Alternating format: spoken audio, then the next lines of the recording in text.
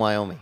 Thank you, Mr. Chairman. I rise in support of my amendment number 43 to H.R. 8998, which prohibits the establishment or operation of an Office of Agriculture and Rural Affairs within the EPA. I am completely opposed to the creation of this office due to the fact that it is duplicative, lacks congressional authorization, and because of the EPA's poor track record in assisting rural and agricultural communities in America. I appreciate that the bill report language also expresses concern over the creation of this office, stating that, quote, the impact of the agency's actions on agricultural production on rural America can't be overstated. The EPA suggests that this office serve as the primary liaison between stakeholders and the agency. The reality is that this office does not fill any gap in the federal government's engagement with agricultural and rural communities and is therefore duplicative. An entire federal department, the USDA, along with numerous USDA sub-agencies, exists to address ag issues, along with countless offices and other departments and agencies. On top of the USDA, the EPA already has a farm, ranch, and Rural Communities Federal Advisory Committee to advise the EPA on environmental issues and policies that are of importance to agricultural and rural communities. The fact is that there is little necessity for this office. I am concerned that the very creation of this new office is an attempt to use government solely for the benefits of a single federal employee. As noted in the press release announcing the office, it will be headed by Rob Snyder, who served as Administrator Reagan's senior advisor for agriculture since October 2021. It is incumbent on the EPA to provide further justification for this office and prove that this action isn't just a pet project or reward for a federal employee. This is a bad policy, but that the EPA is pursuing. I urge my colleagues to support my amendment, and with that, I reserve. Gentlewoman reserves. For what purpose does the gentlewoman from Maine seek recognition? I claim time in opposition. The gentlewoman is recognized. Thank you, Mr. Chair. This amendment would block the EPA from operating its Office of Agriculture and Rural Affairs. EPA established this office to be the primary liaison between rural and agricultural stakeholders and the agency. And it works to find practical science-based solutions that protect the environment while ensuring a vibrant and productive agricultural system. To take away this important resource would put our farmers at a disadvantage. We should be working to increase the coordination in the agricultural community, not stifling it. I oppose the amendment and I reserve. The gentlewoman is recognized. The EPA has advertised the creation of this office as an opportunity to better hear and understand the concerns of rural communities. Its website, however, reveals its true purpose, which is to, quote, advance the U.S. agriculture sector's climate mitigation and adaptation goals. The EPA even touts Mr. Snyder as a longtime champion of agricultural solutions to climate change. Our nation's food producers are increasingly targeted by the federal agencies for climate disclosure and mitigation action, likely spurred by a political agenda developed outside of government.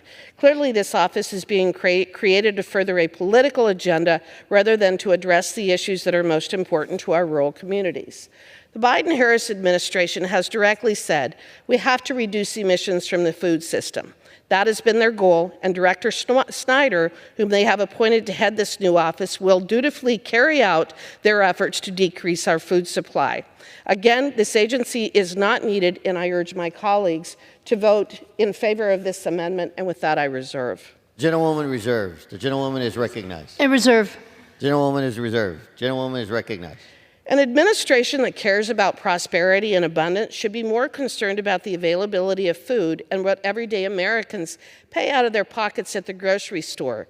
But instead, the Biden-Harris administration expresses concern over animal and food-related emissions and proposes goals and regulations to address this.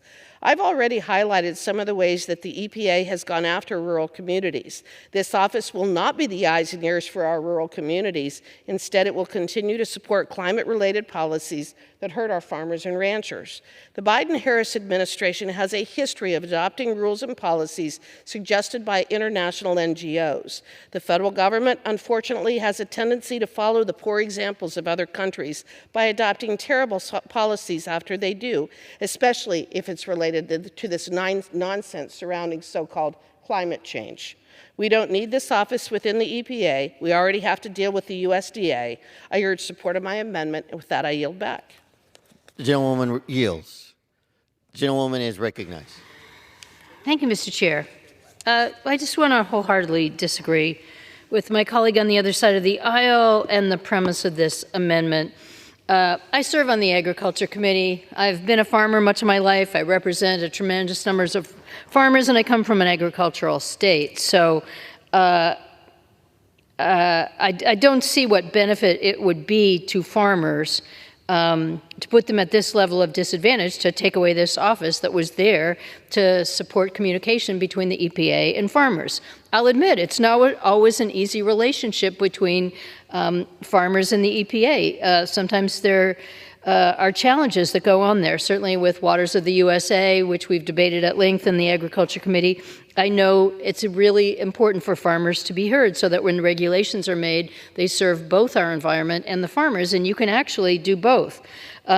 When I hear people dismissing climate change or calling them, ridiculous policies that are enacted by this administration, I think that they don't really understand the challenges that farmers are facing today. Farmers are the first one impacted by the adverse weather we've got, whether it's extreme drought or extreme cold. In my state of Maine, we've had unusual temperature, cold weather late into the spring that's frozen the blossoms on our fruit trees, or drought in the middle of the summer when it wasn't expected, rainy summers that we can't manage all the water, or flooding that impacts our farmers. These things are happening all over our country, and climate change policies, those things that will mitigate climate change, where farmers can be our partners, which they often are in many of the policies that are implemented through this administration, things that help to sequester more carbon or help farmers to deal with many of the issues that they're challenged by, are critically important to them to make sure that we continue to have farmers during this difficult time.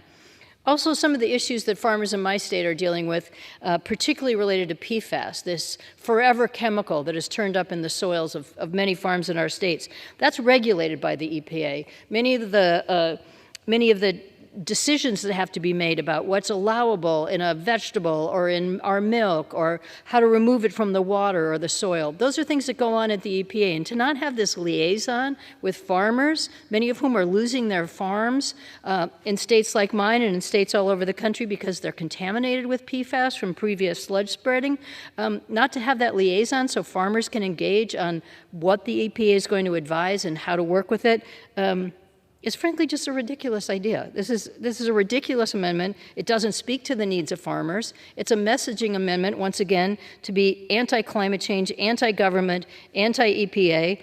My colleagues should oppose it. It has no business being here before us today. So I recommend the people oppose this, and I yield back my time. Gentlewoman yields.